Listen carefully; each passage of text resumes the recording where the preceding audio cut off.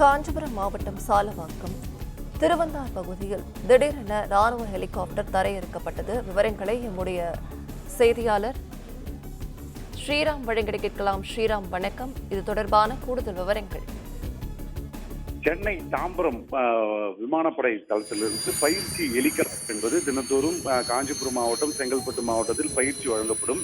அந்த பைலட் மூலமாக அந்த வகையில் தினந்தோறும் செல்லும் போது இன்று காஞ்சிபுரம் மாவட்டத்தில் அந்த பயிற்சி ஹெலிகாப்டரானது சென்று கொண்டிருந்த போது திடீரென கோளாறு ஏற்பட்டிருக்கிறது. இந்த சாலவாக்கம் இருக்கக்கூடிய திருவந்தார் என்ற பகுதியில் வந்து கொண்டிருந்த போது அந்த ஹெலிகாப்டர் என்பது நீண்ட தூரம் பயணிக்க முடியாத ஒரு சூழ்நிலை ஏற்பட்டதன் காரணமாக சாலவாக்கம் திருவந்தார் பகுதியில் இறக்குவதற்கான ஏற்பாடுகள் செய்யப்பட்டது. அதனையடுத்து மாவட்ட நிர்வாகத்திற்கும் காவல்துறைக்கும் தகவல் கொடுக்கப்பட்டு வயல்வெளியில் உடனடியாக அந்த ஹெலிகாப்டரானது தரையிறக்கப்பட்டு மற்றொரு ஹெலிகாப்டர் தாம்பரத்திலிருந்து தற்போது வந்து இங்கு அந்த ஊழியர்கள் அந்த ஹெலிகாப்டரை பரிசோதனை செய்து வருகிறார்கள்.